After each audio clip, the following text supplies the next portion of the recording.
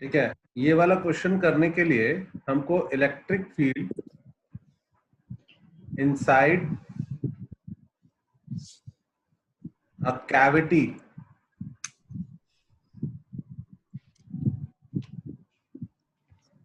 Of solid sphere का formula पता होना चाहिए। ठीक है, electric field inside a cavity of solid sphere. तो इसको हम दो पार्ट में सॉल्व करेंगे। पहले पार्ट में तो हम एक कैविटी बना देंगे एक सॉलिड स्फीयर के अंदर। ये रहा एक सॉलिड स्फीयर, ठीक है, और इसकी चार्ज डेंसिटी हमको गिवन है रो। चार्ज डेंसिटी का मतलब क्या होता है? चार्ज डेंसिटी मतलब चार्ज पर यूनिट वॉल्यूम। तीन तरह की चार्ज डेंसिटी बताई है मैंने, वॉल्यूम वाली, सरफेस एरिया वाली और लेंथ वाली। ठीक है, तो सॉलिड स्फीयर है तो उसके लिए प्रोबेबली चार्ज डेंसिटी वॉल्यूम वाली गिवन होगी आपको। ओके, कुछ नहीं लिखा है तो वॉल्यूम ही है। और इसमें से एक सर्टेन एरिया में हमने कैविटी बना दी है, यहां पर हमने कैविटी बना दी। ओके, तो कैविटी के अंदर चार्ज नहीं है। अब इस सिस्टम की वजह से हमें इलेक्ट्रिक फील्ड निकालना है। तो दो तरह से क्वेश्चन पूछे जा सकता है। पहली बात तो आपको टोटल की रेडियस गिवन होगी आर। अभी थोड़ा सिंप्लीफाई रखने के लिए इस छोटे वाले की रेडियस हम r/2 ले लेते हैं। ओके, मतलब इसका डायमीटर r ले लेते हैं। ठीक है, तो इस बचे हुए चार्ज की वजह से आपसे इलेक्ट्रिक फील्ड पूछा जा सकता है सेंटर से x डिस्टेंस अवे, यहां पर।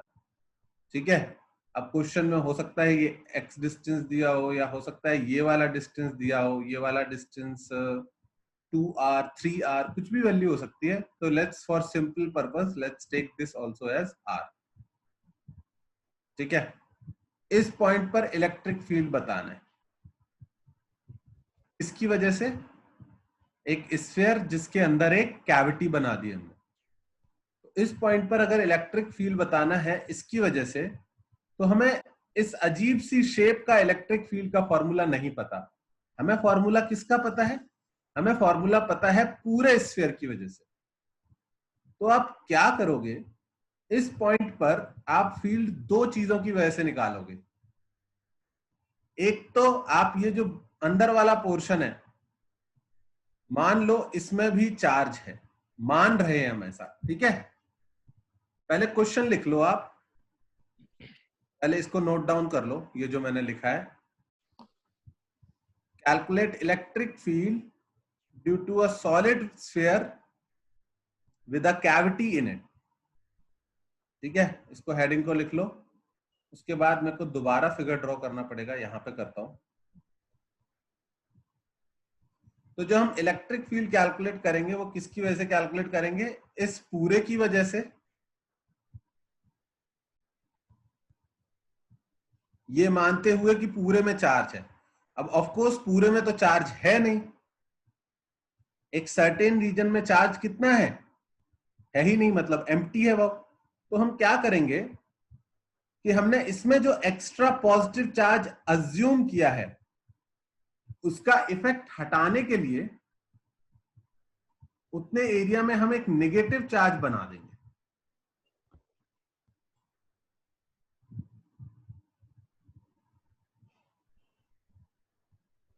क्या ये बात समझ में आई? इसकी वजह से यहां पर इलेक्ट्रिक फील्ड निकालेंगे E1, और इसकी वजह से यहां पर इलेक्ट्रिक फील्ड निकालेंगे E2। और इन दोनों को अगर मैं ऐड करूं तो मेरे को इन दोनों को कंबाइन करने पर यही मिल जाएगा सिस्टम, या नहीं? क्या ये बात समझ में आई? Yes. Solid sphere with a cavity can be thought of as complete solid sphere of positive charge plus a cavity of negative charge। जब इन ऐड करेंगे तो ये प्लस माइनस उतने एरिया का कैंसिल हो जाएगा और वहां पर क्या हो जाएगा, न्यूट्रल चार्ज हो जाएगा।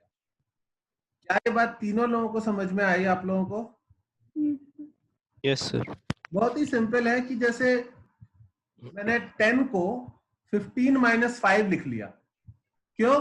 क्योंकि 15 की वजह से मुझे इलेक्ट्रिक फील्ड लिखना पता है और 5 की वजह से भी पता है, क्योंकि 5 की शेप भी मैंने कैसी ली है, स्फेरिकल ली है। Is that clear to everyone?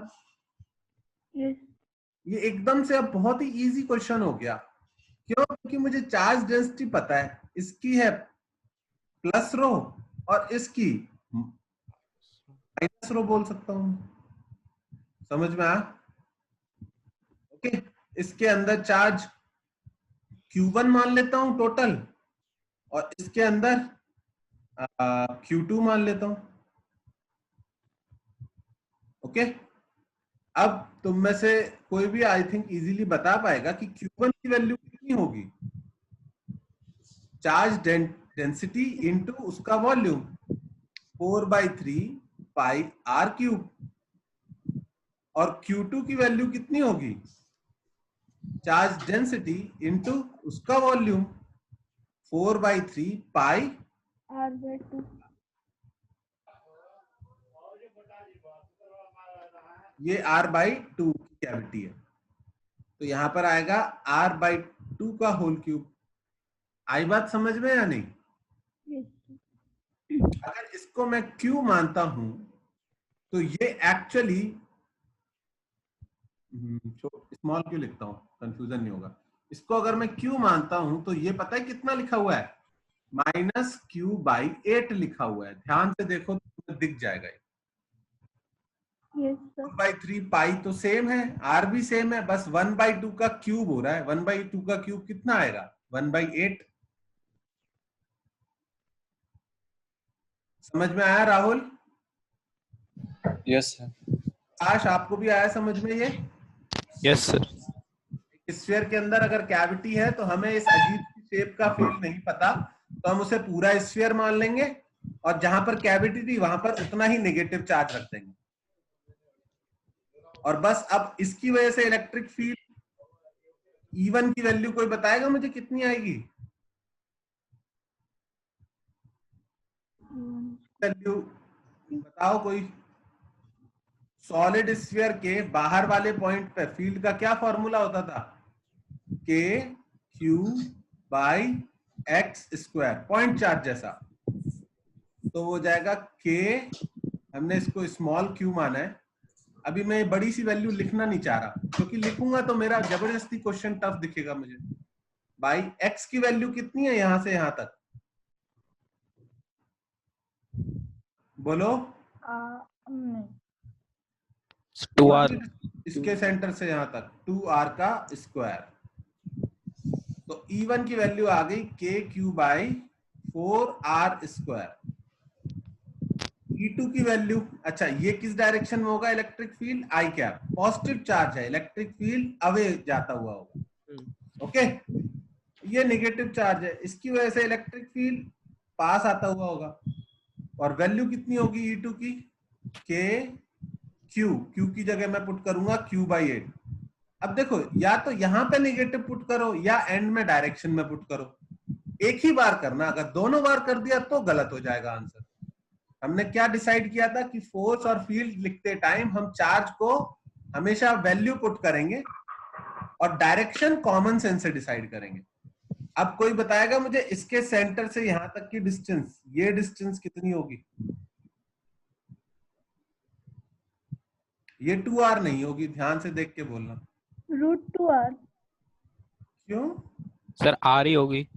नहीं, r तो ये डिस्टेंस है, इसके सेंटर से कितनी डिस्टेंस है यहाँ पर? R/2 + R। Yes, r + r/2। √2r क्यों बोला तुमने नैनी? सर वो दिमाग में ट्रायंगल बन गया था, उसको देख के गलती से। KQ/8 और 3/2r का स्क्वायर जाएगा 9r²/4, and I think we will have KQ, we will have final as, नीचे लिख देता हूं, E2 की वैल्यू इज इक्वल्स टू के क्यू आई टू 18r² और डायरेक्शन कौन सी होगी? माइनस आई कैप। क्या ये पूरा समझ में आया? मैंने विद डायरेक्शन लिखा है तो मैं वो वेक्टर साइन लगा सकता हूं। और अब नेट इलेक्ट्रिक फील्ड क्या होगा? नेट इलेक्ट्रिक फील्ड इन दोनों का एडिशन। एडिशन होगा, जो कि एक्चुअली सब्ट्रैक्शन हो जाएगा।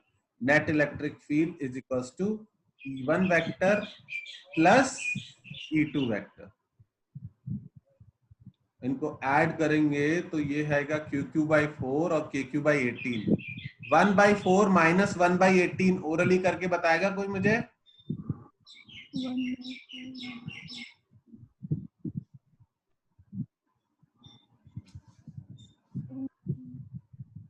9 करके आंसर कैलकुलेट करो चलो खुद से फिर। ठीक है, मैं थोड़ा सा ऊपर खिसका देता हूं, यहां से लिखना है, पूरा राइट डाउन करो। इसके बाद हम एक फॉर्मूला भी डिराइव कर लेंगे, लेकिन मुझे वही है कि ये इस तरह के फॉर्मूले याद नहीं रहते हैं क्योंकि बहुत कम यूज होते हैं, तो आपको सॉल्व करना भी आना चाहिए।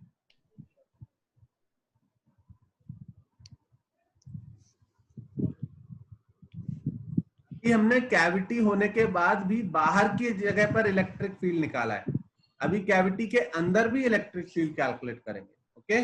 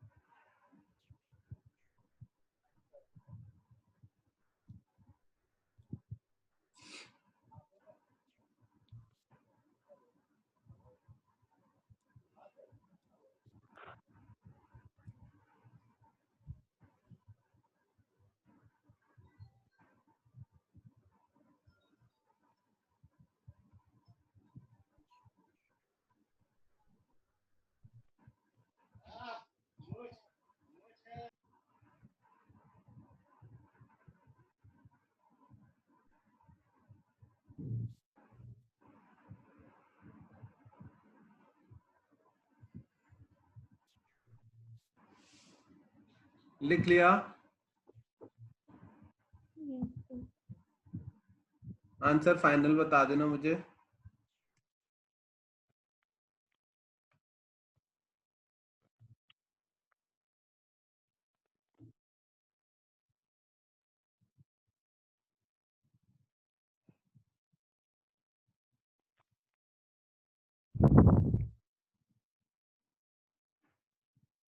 Seven KQ/36r² I cap 7KQ/32r²। 36r².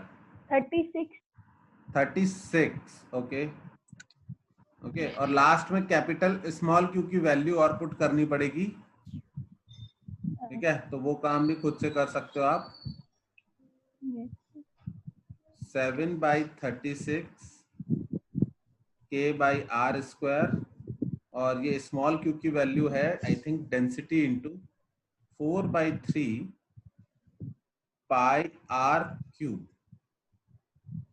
So your final answer is 4/9 is 36, 9/3 is 7/27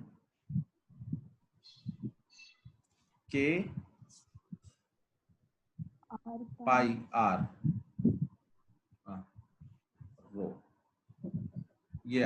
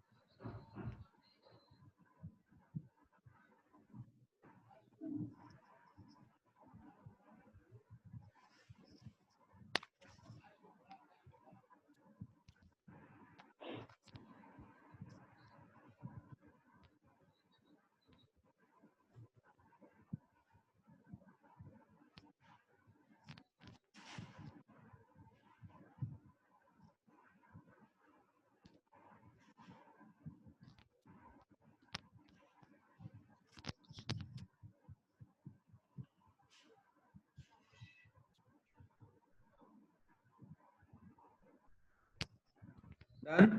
yes sir. बोल दिया करो, मेरे को अंदाजा नहीं लगता ठीक है इसको कितना टाइम लग रहा है। अब मैं इस पर बेस्ड एक क्वेश्चन दूंगा, पूरी मतलब ताकत लगा देना ठीक है इसको सही करने में। ये रहा स्फीयर,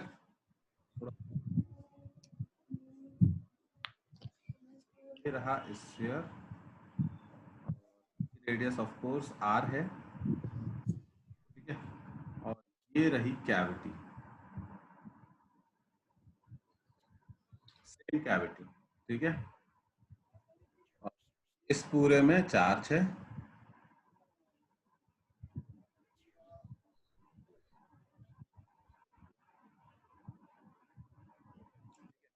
इस बार मुझे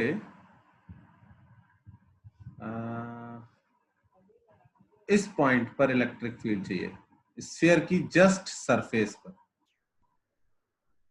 यहां पर electric field at the surface of the sphere, इस टाइप इलेक्ट्रिक फील्ड की वैल्यू चाहिए मुझे ड्यू टू दिस सिस्टम।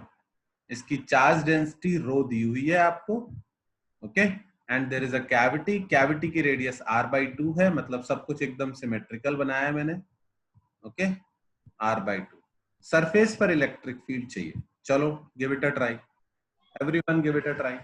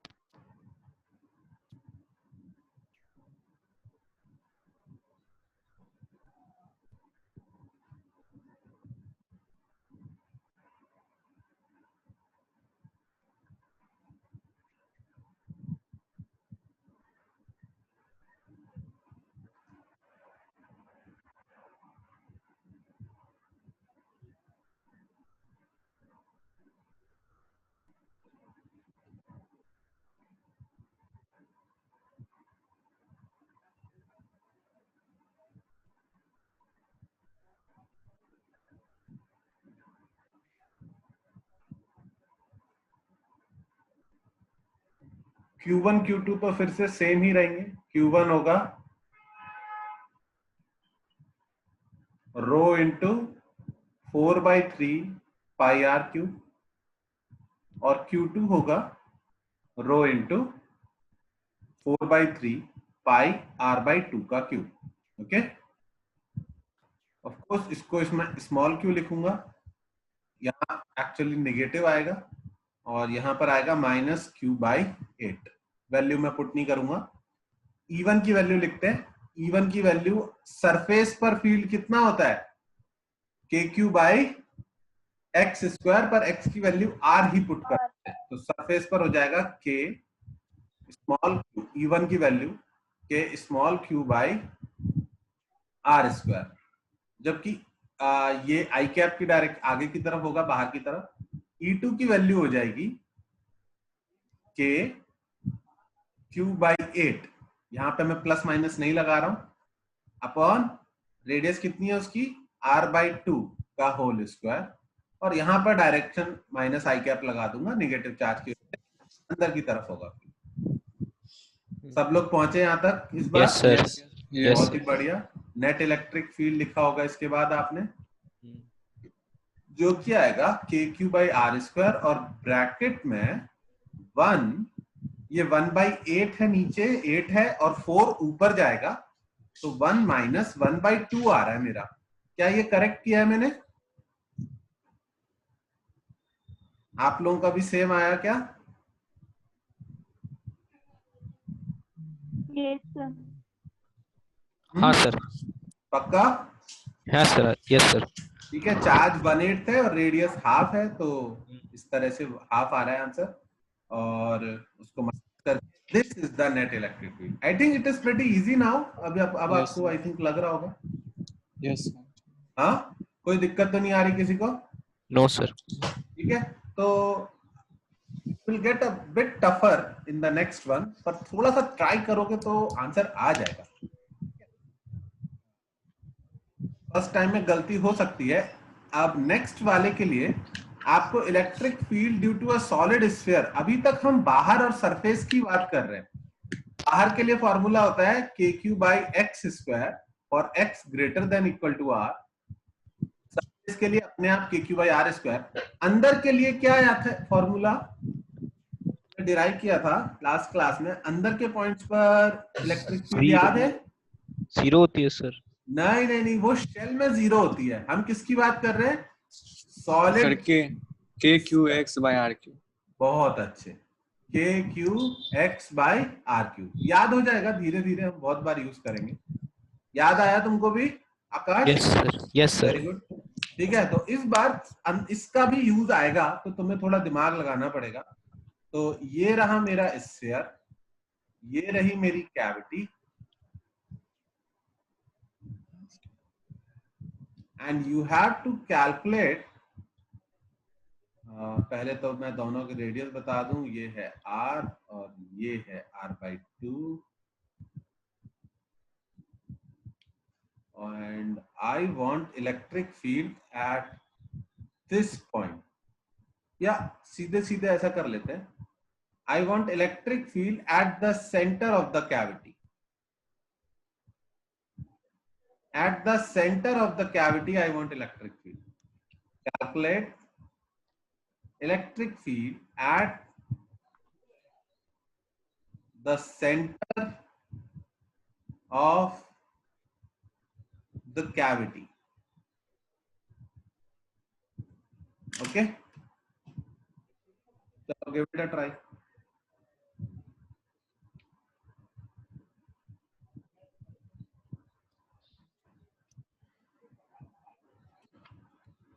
बाकी की सारी वैल्यूज सेम है। ओके, यहाँ पर पॉजिटिव चार्ज है और इसकी चार्ज डेंसिटी है रो।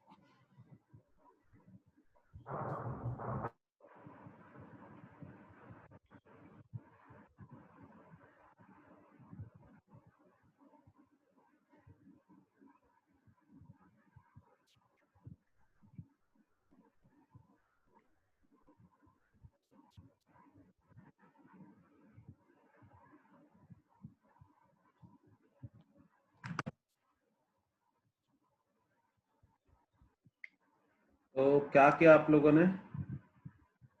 सॉलिड स्फीयर पहले मानते हैं कि ये पूरा सिर्फ पॉजिटिव चार्ज है, ओके, सिर्फ पॉजिटिव चार्ज है, और इसकी वजह से कहां पर फील्ड निकालने? सेंटर से कितनी डिस्टेंस पर? r/2 r/2 यहां पर फील्ड कैलकुलेट करना है। ये है हमारा E1 वेक्टर, ठीक है, ये है E1 वेक्टर। तो E1 पर अगर फील्ड कैलकुलेट करना है तो I think we can do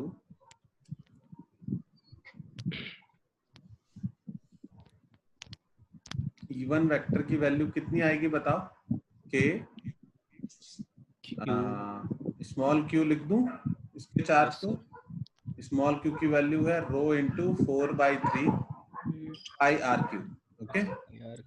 K q x की जगह r/2 बाई आर क्यू आया फॉर्मूला, ये यूज किया, आंसर आएगा K Q बाई 2r²। यहां पर फील्ड सरफेस से कम आएगा, i cap. Is that okay? Yes sir. Yes, sir. बहुत बढ़िया। बी पार्ट में मैं सिर्फ कैविटी ड्रॉ करूंगा। ये रही मेरी कैविटी, नेगेटिव चार्ज है, और मुझे फील्ड कहां पर चाहिए अब? सेंटर। इसके सेंटर पे।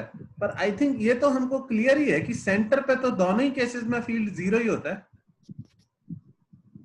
सॉलिड में भी और सॉलिड में भी। अगर एक्स को आप जीरो पुट कर दोगे तो कहां से आएगा फील्ड? समझ में आई बात या नहीं?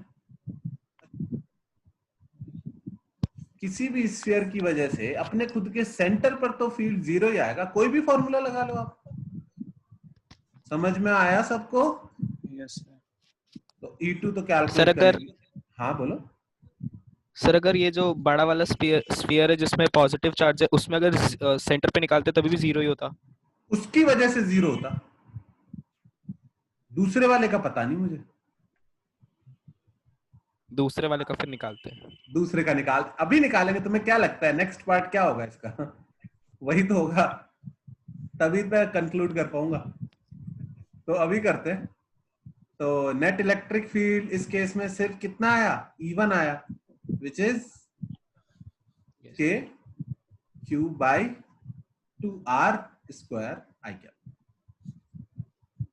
Now I want to show you something. हमारे पिछले केस में भी आंसर सेम आया था। जब हमने कैविटी के इस वाले पॉइंट पर, एंड पॉइंट पे फील्ड निकाला तब भी इतना आया, सेंटर पे निकाला तब भी इतना आया, और जैसा कि तुमने पूछ ही लिया था कि सर अगर बड़े वाले के सेंटर पे निकालेंगे तब क्या होगा, तो let's find out.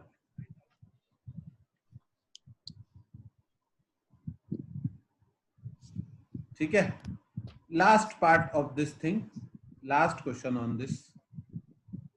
Calculate the electric field at the center of the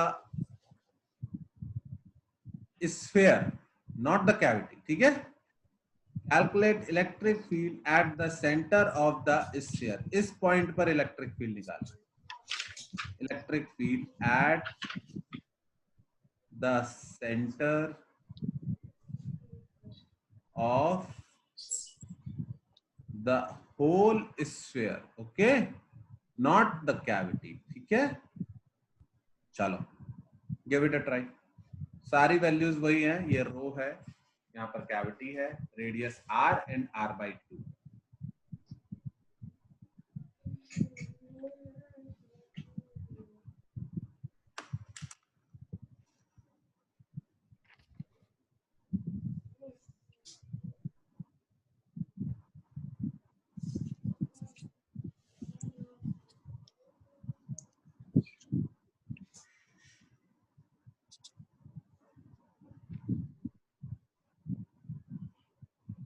इस बात को समझना कि जब तुम लोग मुझसे क्वेश्चन पूछोगे वो क्लासेस बहुत अच्छी जाएंगी, क्योंकि तब मुझे पता होगा कि तुम इस लेवल तक पहुंच गए हो सॉल्व करते करते। अब मैं तुम्हारा लेवल इंक्रीज कर सकता हूं, समझ रहे हो? इसलिए try to bring at least 4-5 doubts to the class, that is the only way to get इन।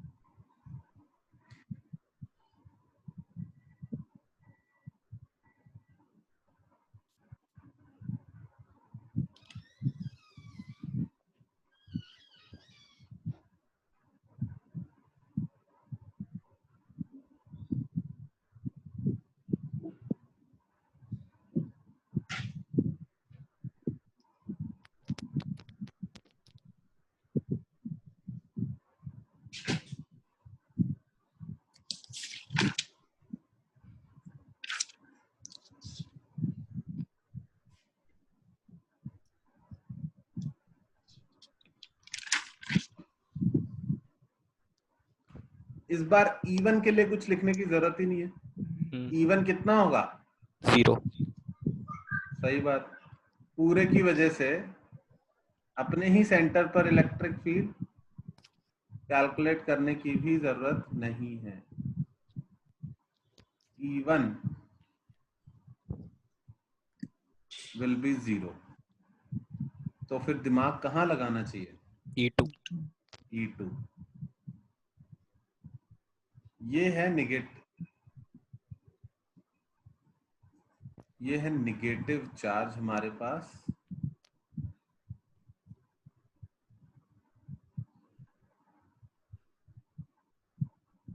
इसकी वैल्यू है -q/8। मुझे इस पॉइंट पर, किस पॉइंट पर? लेफ्ट वाली पेरिफेरी पे इलेक्ट्रिक फील्ड चाहिए। तो पहली बात तो इस पॉइंट पर इलेक्ट्रिक फील्ड किस तरफ होगा? टुवर्ड्स राइट या टुवर्ड्स लेफ्ट? लेफ्ट। क्यों?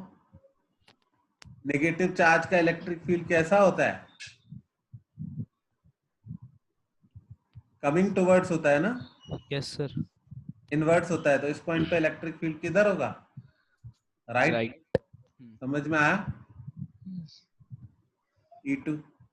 और रही बात E2 की वैल्यू की, तो वैल्यू तो सरफेस पर ही है छोटे वाले के। तो K Q बाई R², जबकि इसकी R कितनी है? R/2। समझ में आया सबको? Yes sir. सरफेस वाला फॉर्मूला लगाया KQ/R²। और ये आई कैप होगा, ना कि माइनस आई कैप। नेगेटिव चार्ज के लेफ्ट में देख रहे हैं तो वो राइट साइड होगा इलेक्ट्रिक फील्ड। आई बात समझ में या नहीं? नेगेटिव चार्ज के लेफ्ट में इलेक्ट्रिक फील्ड राइट साइड होगा, नेगेटिव चार्ज के राइट में इलेक्ट्रिक फील्ड लेफ्ट साइड होगा। उसकी वजह से, उसके अपने की वजह से E2 वेक्टर आ गया। और इस बार भी net electric field, best part क्या है? कितना आने वाला है? KQ/2R² आई कैप। ये बड़े अच्छा रिजल्ट आए कि हमने कैविटी के अंदर 3 जगह इलेक्ट्रिक फील्ड कैलकुलेट किया और सब जगह इलेक्ट्रिक फील्ड सेम आया। इसको हम ना यूनिवर्सल फॉर्मूला बना सकते हैं। तुम्हारी शायद बुक्स में भी दिया होगा। कभी भी किसी सॉलिड चार्ज स्फीयर में यूनिफॉर्म चार्ज होना चाहिए। चार्ज नॉन यूनिफॉर्म के लिए मैं गारंटी से नहीं कह सकता, पर अगर यूनिफॉर्म चार्ज है, चार्ज डिस्ट्रीब्यूशन है पूरे में, इस पे ड्राइंग बहुत,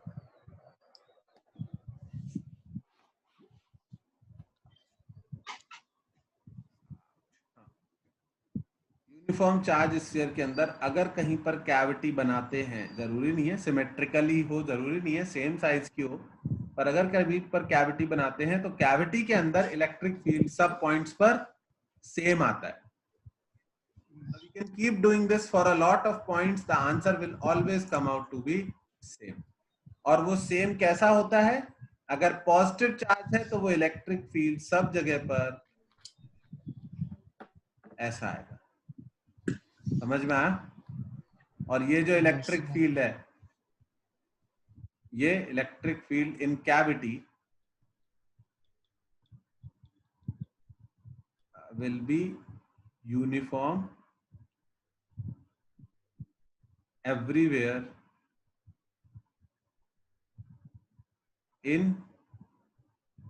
inside the cavity. ओके. और इसकी मैं वैल्यू तुमको कैलकुलेट करके बताता हूं. मैं इस बड़े स्फीयर की रेडियस ले रहा हूं a. अभी तो हमने बहुत अच्छी वैल्यूज ली थी r और r/2. छोटे वाले की रेडियस ले रहा हूं b और इनके सेंटर के बीच की डिस्टेंस ले रहा हूं c. अब चाहे कुछ भी वैल्यूज गिवन हो, a b c के टर्म्स में ही होंगी. समझ रहे हो? r r/2 r/3 r r/2 r/2 ऐसा ही कुछ होगा. तो यहां पर इलेक्ट्रिक फील्ड लिखना है आपको. तो चूंकि सब जगह सेम है तो बेस्ट क्या होगा, हम इलेक्ट्रिक फील्ड कैलकुलेट करने के लिए इस कैविटी के सेंटर पर इलेक्ट्रिक फील्ड लिखें. और सेंटर पर इलेक्ट्रिक फील्ड सिर्फ किसकी वजह से होगा? इसके कैविटी के खुद की वजह से तो होगा नहीं, सिर्फ किसकी वजह से लिखना पड़ेगा? द होल स्फीयर की वजह से. तो अगर यहां पर चार्ज डेंसिटी मुझे प्लस सिग्मा प्लस रो पता है तो मैं इलेक्ट्रिक फील्ड लिख सकता हूं E1 vector due to the whole sphere plus E2 vector. मेरे को सब जगह पे लिखना है पर सब जगह यूनिफॉर्म है तो मैं किस पे लिखूंगा? एट द सेंटर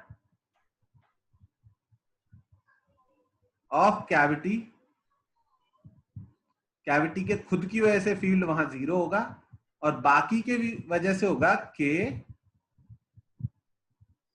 टोटल का चार्ज Q के Q X by are Q. क्या ये चीज समझ में आई?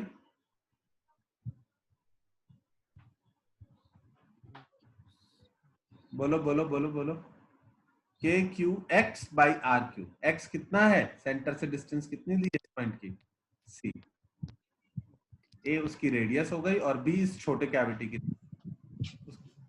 और उसके बाद बस Q की वैल्यू पुट करनी पड़ेगी. Q इंटू 4/3 पाई ए क्यू इंटू सी अपॉन ए क्यू. तो ये तो बड़ा ही अच्छा आंसर आ गया कि electric field in the cavity only depends on distance from the centre of the sphere end of course the charge density. Charge पर तो डिपेंड करेगा ही. चार्ज 0 कर दोगे तो कुछ नहीं होगा. क्या ये समझ में आया आप लोगों को? ये आपको पता होना चाहिए. ओके, चलो राइट इट डाउन.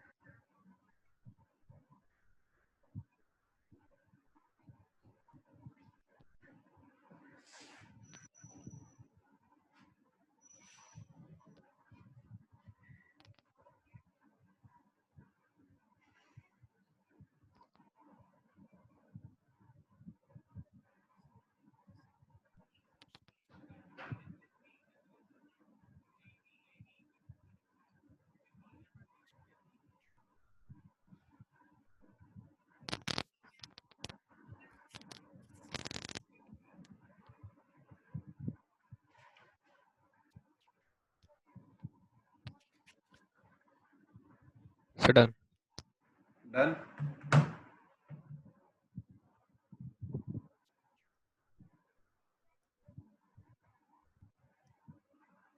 ठीक है, अगर आप, हाँ, अब आपको प्रूफ क्यों समझ में आना चाहिए, क्योंकि पता नहीं क्वेश्चन में ये फॉर्मूला यूज है या ये वाला। अगर चार्ज डेंसिटी दी हुई है तो ये वाला फॉर्मूला यूज होगा, और अगर इसका total charge before cutting the cavity दिया हुआ है Q, तो फिर ये वाला फॉर्मूला यूज होगा। समझ में आई बात? Q कौन सा चार्ज है? Total charge before we cut the cavity out. Okay,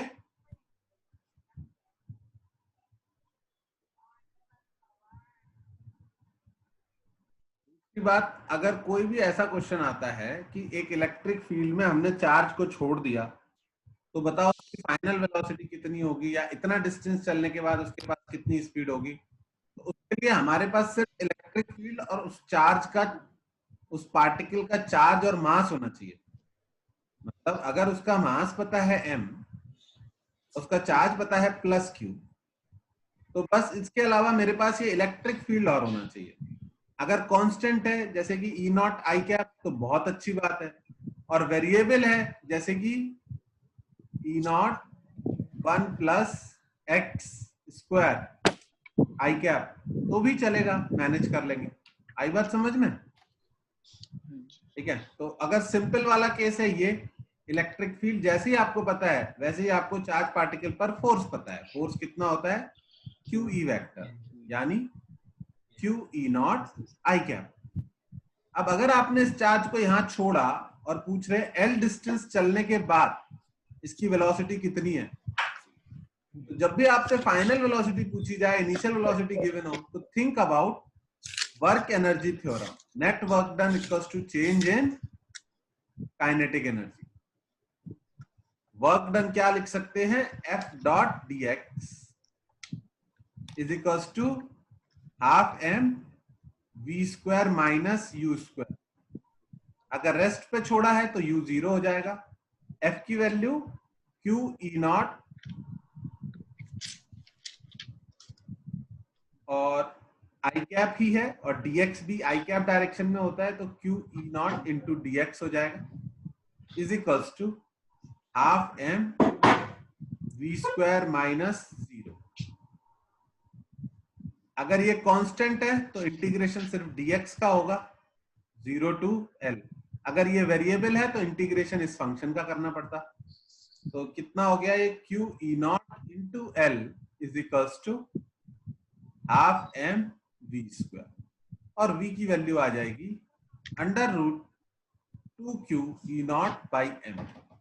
आई बात समझ में या नहीं? ठीक यस है, सर। हाँ, लिख लेना। If a charge particle is released in electric field, we can calculate its final velocity as shown. If a charged particle is released in an electric field, we can calculate its final velocity as shown.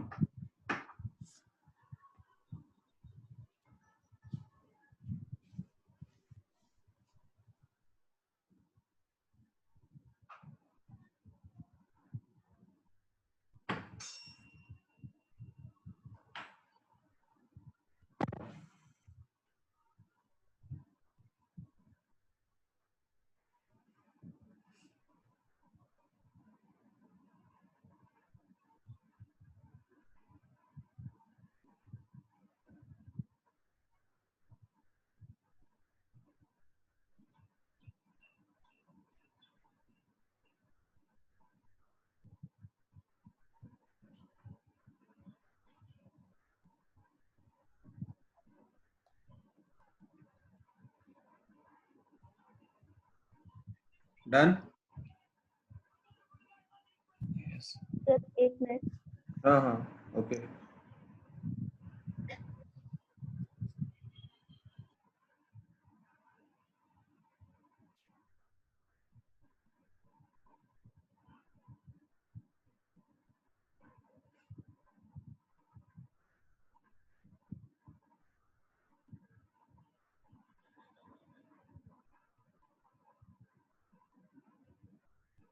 Sir done. एक question पूछा बेटा आपने 55th, an isolated solid metal sphere of radius r is given an electric charge. Which graph below shows the way in which electric field varies with x from the center? तो electric field का बताना है for solid sphere. पर solid sphere कैसा है? Metal, metal यानी conductor. If it's a metal और a conductor, कुछ भी लिखा हुआ है इनमें से, मेटल स्फीयर है तो ये कंडक्टर हुआ। तो जब आप इसको चार्ज दोगे तो भले ही ये सॉलिड है, जैसे ही आप इसको चार्ज दोगे सारा का सारा चार्ज कहां पहुंच जाएगा? सरफेस। सरफेस पे, अंदर कोई चार्ज नहीं होगा। तो इसका फील्ड कैसा होता है? Zero up to a certain point, और सरफेस तक पहुंचने तक जीरो, और उसके बाद डिक्रीजिंग। ये होगा ग्राफ। Okay, yes sir. ठीक है। तो तुमने सॉलिड वाला मार्क कर दिया होगा तो वो गलत हो जाएगा। और एक और चीज, एप्लीकेशन ऑफ गॉस लॉ। तो गॉस लॉ का हमने एक्चुअल में एक ही एप्लीकेशन सीखा था, वो था उस अलग अलग टाइप के चार्ज डिस्ट्रीब्यूशन का इलेक्ट्रिक फील्ड कैलकुलेट करना। Another application of Gauss law can be to find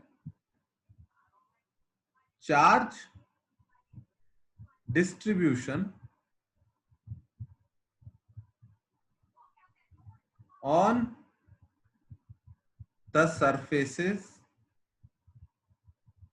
of conductors. Conductors की प्लेट पर चार्ज कैसे डिस्ट्रीब्यूट होगा? तो स्फीयर पर भी क्वेश्चन बनता है और प्लेट्स पर भी क्वेश्चन बनता है। ये एक प्लेट है, ये एक दूसरी प्लेट है। दोनों ऑफ कोर्स किसकी बनी हुई है? मेटल की। हम कंडक्टर्स की बात करें, मेटल प्लेट्स हैं।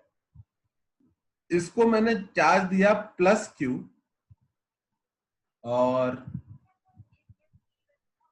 इसको दिया -Q। तो क्वेश्चन ये है कि इस सरफेस पर कितना चार्ज रहेगा, इस पर कितना रहेगा, इस पर कितना रहेगा और इस पर कितना रहेगा। मतलब ये प्लेट्स तो दो ही हैं, लेकिन सरफेसेस कितनी है यहाँ पर? 4। आ रही है बात समझ में? तो कई बार पूछ लेते हैं कि सरफेस ए पर कितना चार्ज है, बी पर कितना है, सी पर कितना है और डी पर कितना है। ओके, तो वो कैलकुलेट करना भी बहुत आसान है। आपको ये मान लेना है कि किसी एक सरफेस पर आपको पता है चार्ज। लेट्स से इस वाली सरफेस पर या इस वाली सरफेस पर आपको पता है कितना चार्ज है? x। ओके, अगर इस सरफेस पर x चार्ज है तो इसके जस्ट सामने वाली पर आप मान सकते हो कितना चार्ज होगा? -x। ऐसा क्यों, वो मैं अभी बताता हूं कि आमने सामने वाली पर इक्वल एंड अपोजिट क्यों रहेगा, ये मैं अभी बताता हूं। ठीक है, just give me a minute. ठीक है, इस पर हमने माना है कि पॉजिटिव चार्ज आया है +x, और इस पर मैं बोल रहा हूं कि आप अज्यूम कर सकते हो -x। I will just explain it in a second. अब अगर इस पर +x है तो इस वाली सरफेस पर कितना होगा? इस प्लेट पर टोटल चार्ज कितना है? +Q। अगर x इधर है तो यहां पर कितना बचा? Q minus X. Q minus x। Is that clear?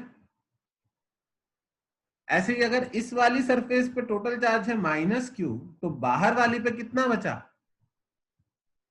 -Q plus x। Is that also clear to everyone? Yes, sir. इसको और इसको ऐड करने पर क्या आना चाहिए? -Q। इसको और इसको ऐड करने पर क्या आना चाहिए? +Q। आ रही है बात समझ में? तो here is the thing, you now have 4 charge surfaces और सबकी वजह से अपना अपना इलेक्ट्रिक फील्ड होगा। ओके, इनफाइनाइट हम इनको तभी सॉल्व कर सकते हैं जब ये प्लेट एक दूसरे के काफी क्लोज रखी हो। क्वेश्चन में गिवन नहीं होता है, पर ये अज्यूम करना पड़ता है कि the plates are close to each other, close enough कि उनका फील्ड हम इनफाइनाइट प्लेट के जैसा अज्यूम कर सकते हैं। तो इनफाइनाइट प्लेट का electric field, does anybody remember कितना होता था? 2k lambda by D. नहीं, इनफाइनाइट लाइन का बताया तुम मुझे।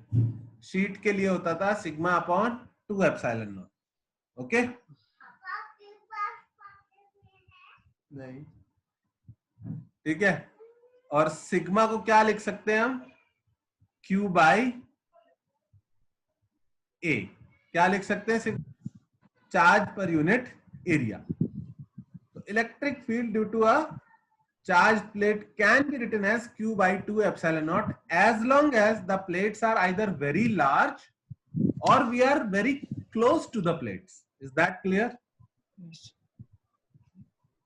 ठीक है, ये इलेक्ट्रिक फील्ड का फॉर्मूला मैंने बता दिया था ना तुम लोगों को। हाँ सर। हाँ, प्लेट की वजह से बता दिया था ना, गॉस लॉ की एप्लीकेशन में या इधर उधर कहीं बताया होगा। ठीक है, नहीं तो याद रखना है और वापस कैपेसिटर में फिर से पढ़ लेंगे। ठीक है, तो अब फील्ड जो है वो डायरेक्टली प्रोपोर्शनल टू चार्ज है, और बाकी तो एरिया भी कांस्टेंट है, एप्सिलॉन नॉट 2 भी चार्ज के प्रोपोर्शनल है। तो फर्स्ट ऑफ ऑल मैंने पहली जो बात बोली वो ये बोली कि ये x है तो यहां माइनस एक्स क्यों होगा, तो उसका मैं रीजन दे रहा हूं। y चार्ज ऑन ऑपोजिट नहीं, facing on two facing sides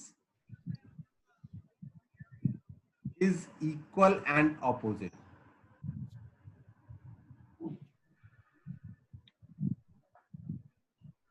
ठीक है, x और माइनस एक्स क्यों लिया? Reason of x and minus X, मतलब अगर y लेते तो माइनस y लेते, q लेते तो माइनस q लेते। x एंड माइनस एक्स का रीजन ये है। क्या हुआ, कुछ बोलना चाह रहे हो? Yes sir. Sir non facing side में भी तो इक्वल अपोजिट ही हो रहा है ना? वो इस केस में हो रहा है, हमने कंजर्वेशन किया तो वो आ गया। अगर मैं यहाँ -2q कर दूं तो यहाँ पर -2q प्लस एक्स आ जाएगा। ओके, आई बात समझ में? यस। और अब तुमने बोल दिया तो मैंने कर भी दिया, -2q ही कर दिया मैंने। ओके, क्योंकि वो कंफ्यूजन नहीं होना चाहिए। इस पर q है और इस पे कितना है? -2q। सबको क्लियर हो गई बात? हाँ, मैं बस इन दोनों की गारंटी ले सकता हूं, इन दोनों की मैं अभी नहीं ले रहा हूं गारंटी। क्या हुआ? ठीक है, y charge on two facing side is equal and opposite. इन दोनों पे इक्वल एंड अपोजिट क्यों है? ओके, तो उसका रीजन ये है कि अगर मैं यहां पर एक गॉसियन सरफेस बनाऊं, मैंने बताया था अपनी मर्जी से कहीं पर भी एक गॉसियन सरफेस बना सकता हूं, it's a hypothetical surface. Okay, तो इस गॉसियन सरफेस में इस बार ये जो पॉजिटिव है, ये जो इस गॉसियन सरफेस के लिए, चूंकि ये इनफाइनाइटली लार्ज शीट की तरह से हम मान रहे हैं, तो फील्ड जो है वो सिर्फ ऐसे होगा, मतलब यहां से ना कोई फील्ड बाहर जाएगा और ना कोई फील्ड अंदर आएगा। समझ में आ रही है बात या नहीं?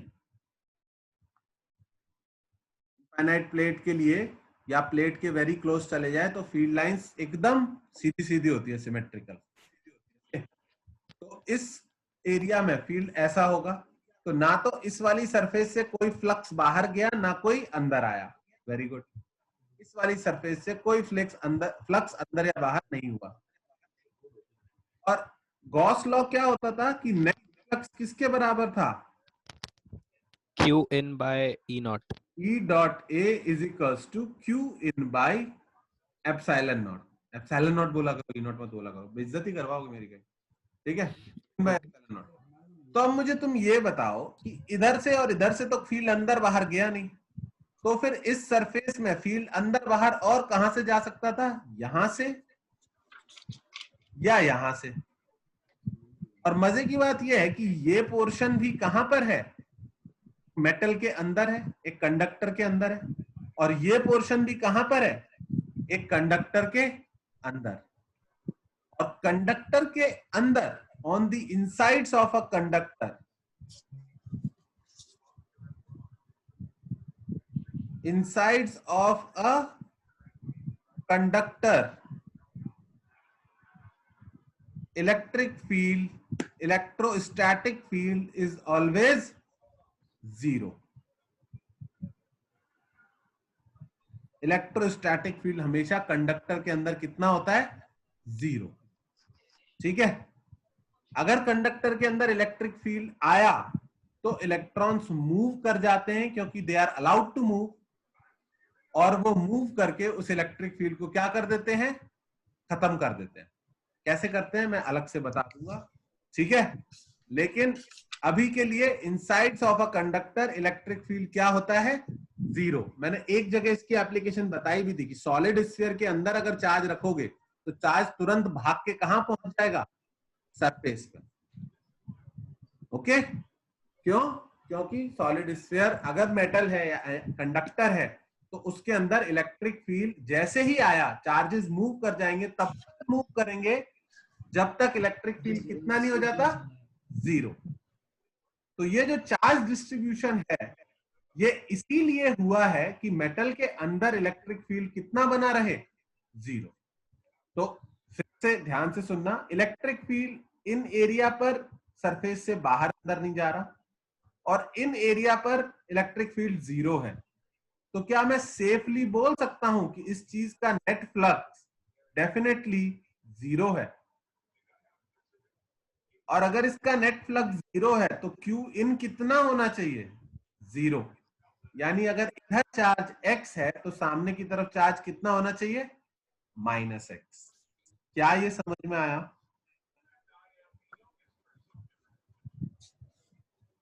Right it down and we'll do it again. Okay, just write it down, complete एक एक लाइन जो मैंने लिखी है।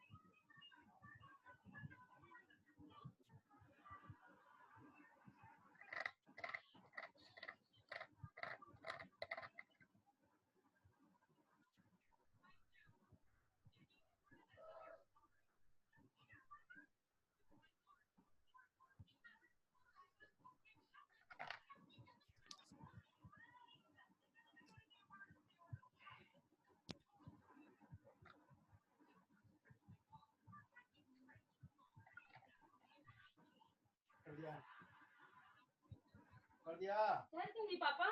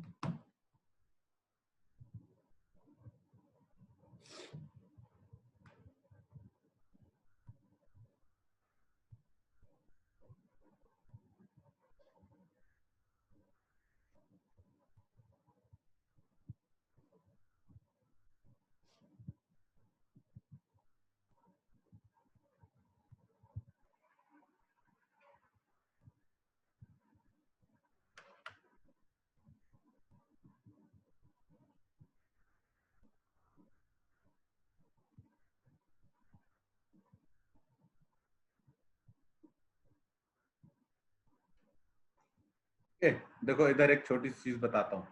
ये वाला फिगर तुमने पहले भी देखा होगा। अगर ये एक मेटल का क्यूब है और इसको मैं एक इलेक्ट्रिक फील्ड में रख दूं, किसमें? इलेक्ट्रिक फील्ड में, तो मुझे फट से बताओ इसके इलेक्ट्रॉन्स के ऊपर फोर्स किधर लगेगा, लेफ्ट या राइट?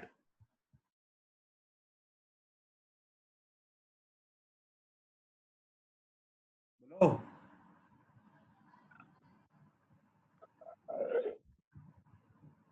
फोर्स कितना होता है? Q इंटू ई। इलेक्ट्रॉन का चार्ज पॉजिटिव है या नेगेटिव? नेगेटिव। तो किधर फोर्स लगेगा इलेक्ट्रॉन पे?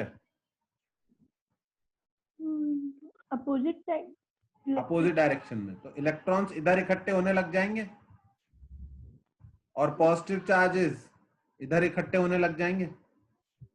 अब ये पॉजिटिव टू नेगेटिव अपना खुद का एक इलेक्ट्रिक फील्ड जनरेट कर देंगे या नहीं कर देंगे? और ये इलेक्ट्रिक फील्ड इस एक्सटर्नल इलेक्ट्रिक फील्ड को अपोज करेगा। ये इकट्ठे होते जाएंगे होते जाएंगे होते जाएंगे जब तक अंदर का इलेक्ट्रिक फील्ड बाहर वाले के इक्वल एंड ऑपोजिट नहीं हो जाता। आई बात समझ में? थोड़ी देर बाद इसकी पिक्चर, और ये आपने एनसीईआरटी अगर खोली होगी तो उसमें भी ये फिगर बना होता है। थोड़ी देर बाद ये पिक्चर ऐसी हो जाएगी, electric field lines terminating at negative charge and starting from positive charge, अंदर कोई इलेक्ट्रिक फील्ड नहीं। आई बात समझ में? तो मेटल के अंदर इलेक्ट्रिक फील्ड कितना रहता है? बस हाँ, उसके होने के लिए आपको शिफ्टिंग का टाइम देना पड़ेगा। अंडर स्टैटिक कंडीशन मेटल के अंदर या कंडक्टर के अंदर, उनके वॉल्यूम के अंदर हमेशा फील्ड कितना रहेगा? जीरो। अंदर electrostatic conditions, static conditions, a conductor remains zero. उसी लॉजिक से यहां भी फील्ड जीरो होना चाहिए, यहां पर भी फील्ड जीरो होना चाहिए। अगर इन दोनों जगह फील्ड जीरो है तो इस गॉसियन सरफेस का फ्लक्स जीरो हो गया। फ्लक्स जीरो है तो चार्ज इनक्लोज्ड जीरो हो गया। समझ में आ गई बात या नहीं? Yes sir. सारी दुनिया रख के बैठी है कि सामने वाली सरफेसेस पर चार्ज इक्वल एंड अपोजिट करना है, तो तुम वो करोगे तो भी तुम्हारा काम चल जाएगा, मेंस लेवल तक तो चल जाएगा। ये बात समझ में? ठीक है, नीट पे तो डेफिनेटली। तो अभी वैल्यू कैलकुलेट नहीं कर पाए हम भी। अभी तो मैंने बस इतना जस्टिफाई किया है कि मैंने इधर x लिखा तो यहाँ पे -x लिखना जस्टिफाइड है। अभी मुझे एक रिलेशन चाहिए इसके और इसके बीच। तो वो जो सेकंड रिलेशन है वो ये है, और parallel plates charged plates, the charge on the outermost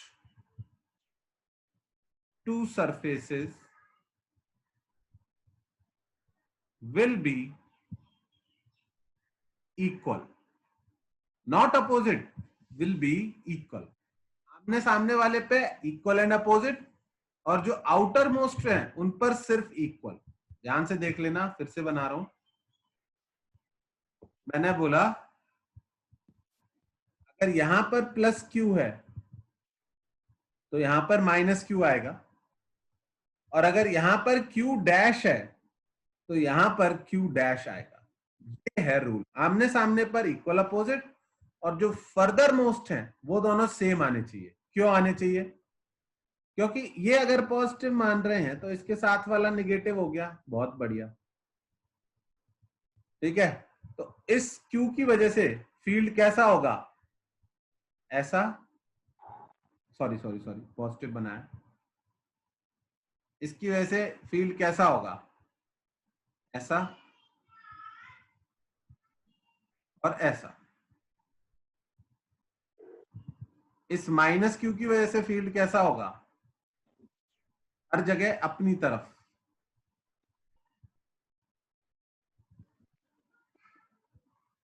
ठीक है, इस +Q का यही फील्ड यहां पहुंच के इस -Q के फील्ड को कैंसिल आउट कर देगा। मतलब इन दोनों का फील्ड यहां पर भी कैंसिल आउट हो जाएगा और इन दोनों का फील्ड यहां पर भी कैंसिल आउट हो जाएगा। क्या ये बात समझ में आ रही है सबको? Yes, sir. पक्का? Yes sir. भाई ये इक्वल अपोजिट है, इनका फील्ड यहां पर भी कैंसिल आउट हो रहा है और यहां पर भी कैंसिल आउट हो रहा है। तुम ध्यान से देखोगे तो दिख जाएगा, sigma by 2 epsilon not, Q by 2 epsilon not. अब इस पॉइंट पर किसका फील्ड बचा? इस वाले का। अगर ये पॉजिटिव है तो इसका फील्ड इधर होगा,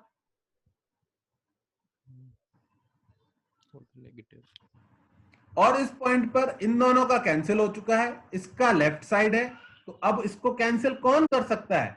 ये क्यू डैश। तो क्यू डैश का फील्ड एकदम इक्वल होना चाहिए या नहीं? जो यहां आके वॉयलेट से बनाना चाहिए था मुझे। अरे दिख रहे हैं कलर्स तुमको? ठीक है, इस क्यू डैश का फील्ड ही कैंसिल आउट कर सकता है इधर वाले के फील्ड को। तो जो आउटर मोस्ट है ये दोनों हमेशा क्या होने चाहिए? सेम। बस ये दो रूल आपको याद रखने पड़ेंगे कि अपोजिट साइड्स पर, अपोजिट फेसेस पर, मतलब फेसिंग साइड्स पर charge equal and opposite appear होता है और आउटर मोस्ट पर सेम अपीयर होता है। अगर आपको इतना पता है तो आप किसी भी सिस्टम की चार्ज डिस्ट्रीब्यूशन कैलकुलेट 10 से 15 सेकंड में कर सकते हो। अब देखो वापस से क्वेश्चन पर आते हैं। क्वेश्चन ये था, इस पर प्लस क्यू चार्ज दिया है, इस पर माइनस क्यू 2 चार्ज दिया है। बताना है ABCD सरफेस पर कितना कितना चार्ज है। अज्यूम किया सबसे सिंपल, यहाँ पर x, यहाँ पर माइनस एक्स। अगर यहाँ पर x तो यहाँ पर q माइनस एक्स, अगर यहाँ पर माइनस एक्स तो यहाँ पर माइनस 2q प्लस एक्स। पहला काम हमने यूज कर लिया कि ये इक्वल अपोजिट कर दिए। दूसरा करना है कि ये और ये एक दूसरे के इक्वल है। q माइनस एक्स बराबर minus 2q plus X. 3q is equals to 2x, x बराबर 3q बाई 2। आ गई x की वैल्यू? अगर x की वैल्यू आ गई तो सभी सरफेसेस पर चार्ज आ गया। यहां पर 3q बाई 2 हो गया, यहां पर माइनस 3q बाई 2 हो गया, यहां पर माइनस q बाई 2 आ जाएगा, वैल्यू पुट कर रहा हूं मैं, और यहां पर कितना आएगा? यहां पर भी माइनस q बाई 2 आ जाएगा। देख लो, आउटर मोस्ट पर सेम आ गए, इनर वाले पे इक्वल अपोजिट आ गए। इन दोनों को जोड़ोगे तो ये आ जाएगा, इन दोनों को जोड़ोगे तो ये आ जाएगा। क्या ये पूरा समझ में आया तुमको क्वेश्चन? और कुछ ना समझ में आए तो हम बस दो लेंगे और उसके बाद प्रोबेबली याद ही रह जाएगा तुमको कि ऐसे सॉल्व करना। सर तो फिर ये q माइनस एक्स और माइनस 2q प्लस एक्स क्या हो गया फिर? क्या? q माइनस एक्स की वैल्यू 3q बाई 2 पुट करी तो आ गई minus q by 2। 2q minus 2q plus x की वैल्यू में भी 3x की वैल्यू पुट करी तो वो भी माइनस q बाई 2 आ गई।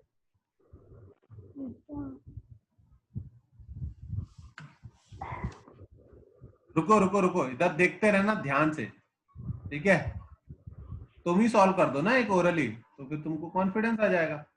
पहले कौन सॉल्व करेगा? नैना तुमसे, नैनी सॉरी, तुमसे ही शुरू करते हैं। इसको प्लस 3q चार्ज दिया, इसको प्लस 5q चार्ज दिया।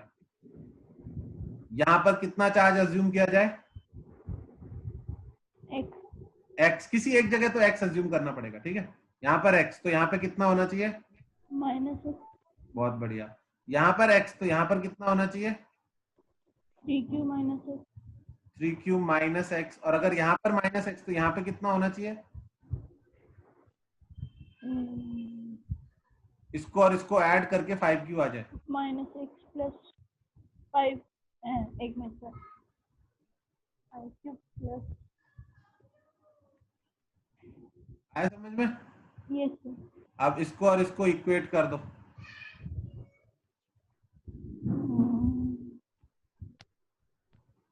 x equal to 4।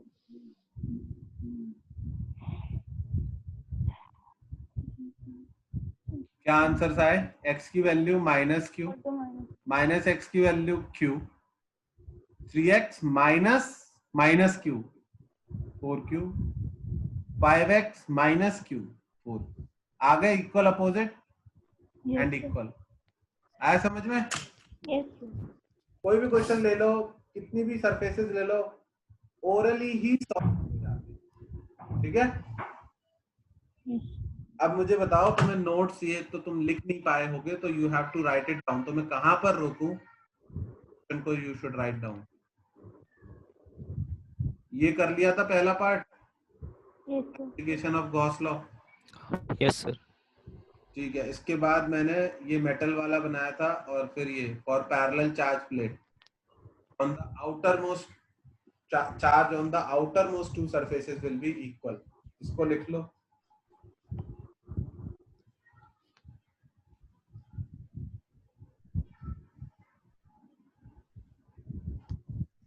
सर बोलो। सर अगर दो से ज्यादा मतलब अगर 3 सरफेसेस होंगी तो फिर कैसे चार्ज डिस्ट्रीब्यूट होगा? रुक जा, ऐसे ही करेंगे, ओरली हो जाएगा वो। अभी करते हैं, बस पहले इसको लिख लो। खुद से सॉल्व कर ले चाहे तो एक क्वेश्चन बना के Q 2Q 3Q चार्ज दे और सॉल्व कर ले।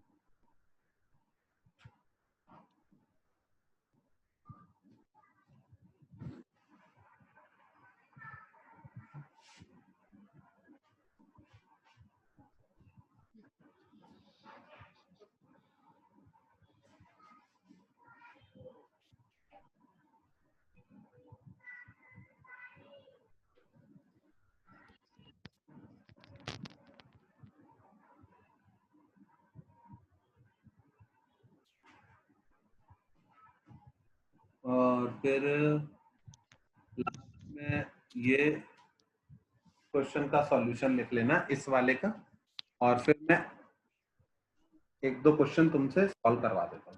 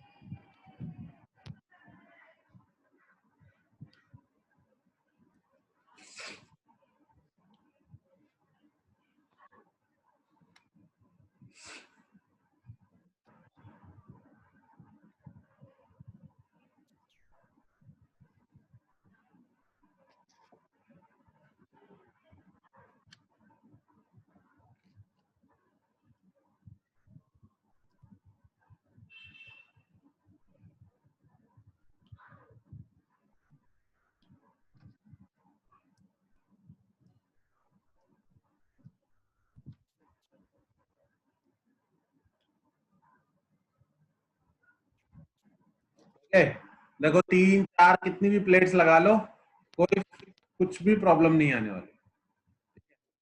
ये देखो, एक plate, 2 plate, 3rd plate, 4th plate, ठीक है। कुछ कुछ चार्ज दे दिया इनको, +4Q दे दिया, +Q दे दिया, -3Q दे दिया, और कितना दूं उसको, +3Q दे दिया, ठीक है। कुछ रैंडम वैल्यूज हैं, 3 की जगह इसको +2Q कर लेते हैं। कुछ रैंडम वैल्यूज मैंने ऐसे पुट कर दी। तुम लोग मुझे कोई एक पॉइंट बताओ जहां से मैं शुरू कर सकूं चार्ज अज्यूम करना। कहीं से भी कर सकते हो, किसी एक पॉइंट से, लेट्स से यहाँ, या वैसे मैं एक साइड से करता हूँ हमेशा, थोड़ा सा इजी पड़ता है कैलकुलेट। ये x, तो इस पर कितना हुआ?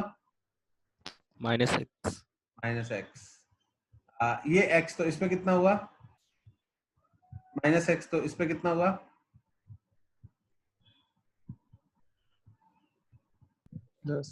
थोड़ा सा दिमाग चलाना पड़ेगा इसमें। दिस प्लस दिस इतना होना चाहिए, Q plus X.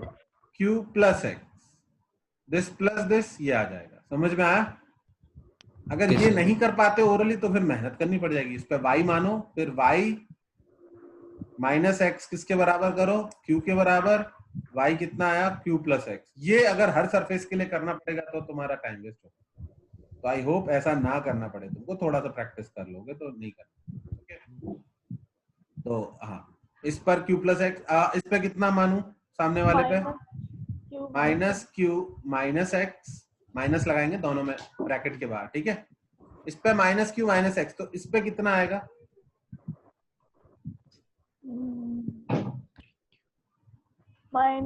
x कटना चाहिए तो प्लस x तो होगा ही होगा। और -q में क्या चीज जुड़ेगी तो -3q आएगा। आई थिंक -2q आएगा। -2q। आ रहा है समझ में सबको? Yes, sir. नहीं तो z मानो, z plus this equal to ये करो, तब भी यही आएगा। ठीक है, जोड़ के देख लो, गलती हो जाती है मेरे से भी। -2q और -q -3q हो जाएगा, -x और प्लस x 0 हो जाएगा। इसको उल्टा करो सामने, +2q -x। अगर यहाँ +2q -x है तो इधर कितना होगा? इसमें क्या ऐड करेंगे तो 2q आ जाए? Plus X. बहुत बढ़िया।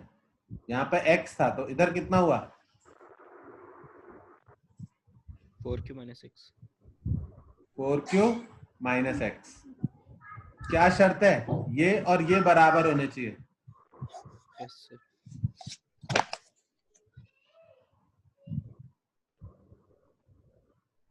x बराबर 2q। आंसर लिखें अब। यहाँ पर 2q, यहाँ पर -2q, यहाँ पर भी 2q, यहाँ पर कितना आएगा? 2q plus q, 3q। 3q। यहाँ पर -3q आना चाहिए, आ भी रहा है। और यहाँ पर 0, यहाँ पर 0, और यहाँ पर 2q। अब इससे तो लेंथी नहीं आ सकता ना क्वेश्चन, ये भी हो गया। हो सकता आया समझ में? Yes, sir. Yes, sir. थोड़ी प्रैक्टिस तो लगती है। चार्ज डिस्ट्रीब्यूट मैं आसानी से कर देता हूँ, तुमको थोड़ा सा मेहनत करनी पड़ेगी, but I think this can be done.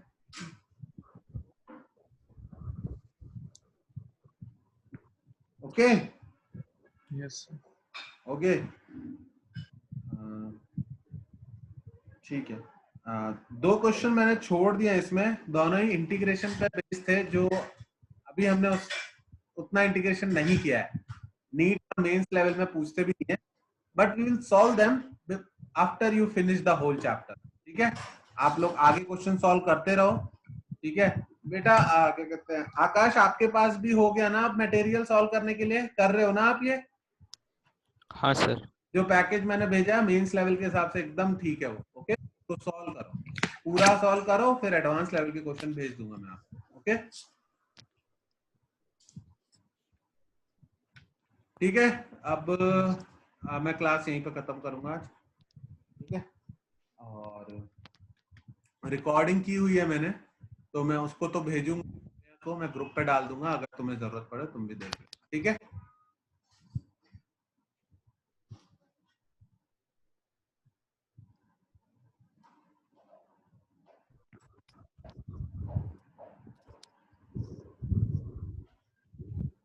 Okay, bye. Bye, sir. Bye, sir.